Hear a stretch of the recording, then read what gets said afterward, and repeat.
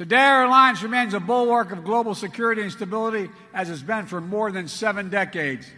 NATO is stronger, more energized, and yes, more united than ever in its history. Indeed, more vital to our shared future. It didn't happen by accident. It wasn't inevitable.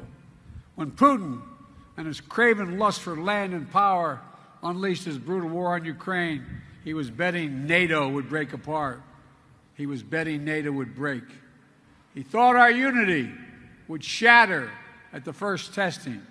He thought democratic leaders would be weak, but he thought wrong.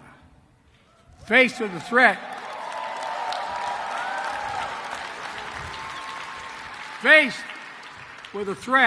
the peace and stability of the world, to democratic values we hold dear, to freedom itself, we did what we always do. The United States stepped up, NATO stepped up, our partners in Europe and then the Indo-Pacific stepped up. All across the world they stepped up. And when Russian bombs began to fall, we did not hesitate to act. We rallied the world to support the brave people of Ukraine as they defend their liberty and their sovereignty with incredible dignity. I mean that from the bottom of my heart. Think about it. Think about what they're doing. After nearly a year and a half of Russia's forces committing terrible atrocities, including crimes against humanity, the people of Ukraine remain unbroken. Unbroken. Ukraine remains independent. It remains free. And the United States has built a coalition of more than 50 nations to make sure Ukraine defends itself both now and is able to do it in the future as well. Since this war began, I've stood with President Zelensky, as I just spent about an hour with him, both in Washington, in Kyiv, in Hiroshima, and now in Vilnius, to declare to the world what I say again: we will not waver. We will not waver. I mean that. Our commitment to Ukraine will not weaken. We will stand for liberty and freedom today, tomorrow, and for as long as it takes.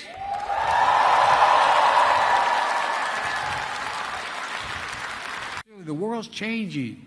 We have a chance to change the dynamic. That's why I've been so focused as president on rebuilding and revitalizing the alliances that are the cornerstone of American leadership in the world.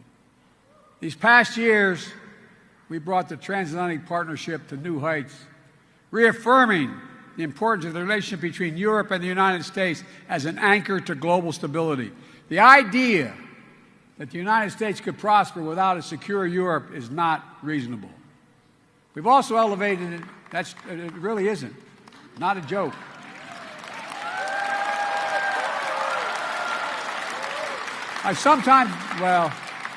We also elevated and deepened American alliance in the Indo-Pacific with Japan, the Republic of Korea, Australia, the Philippines, which provide critical security and deterrence in that vital region of the world. Through our Quad partnership, it's a fancy way of saying our partnership with Australia, India, Japan, and the United States, we're bringing major democracies of the region together to cooperate, keeping the Indo-Pacific free and open, prosperous, and secure. We've demonstrated during this NATO summit, with Indo-Pacific partners joining us for the second year in a row. We're working to deepen connections between the Atlantic and Pacific democracies so that we can better work together toward the shared values we all seek. We have to step up together, building the broadest and deepest coalition to strengthen and defend the basic rules of the road, to preserve all the extraordinary benefits that stem from the international system grounded in the rule of law. We have to come together to protect rights and freedoms, to underwrite the flow of ideas and commerce, and which have enabled decades of global growth. Yes, territorial integrity and sovereignty, but also principles like freedom of navigation and overflight, keeping our shared seas and skies open so that every nation has equal access to our global common space. Folks, the road that lies before us is hard. It will challenge us, summon the best of ourselves, to hold faith in one another, and never give up, never lose hope, never.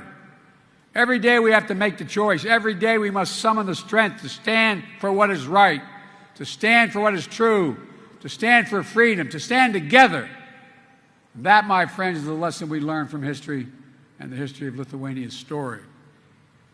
You know, it's a lesson we see demonstrated each day, and it will determine what Ukraine looks like. And it's how we're going to work, how we rewrite the future, the peace and hope, justice and light, liberty, possibilities for everyone, everywhere.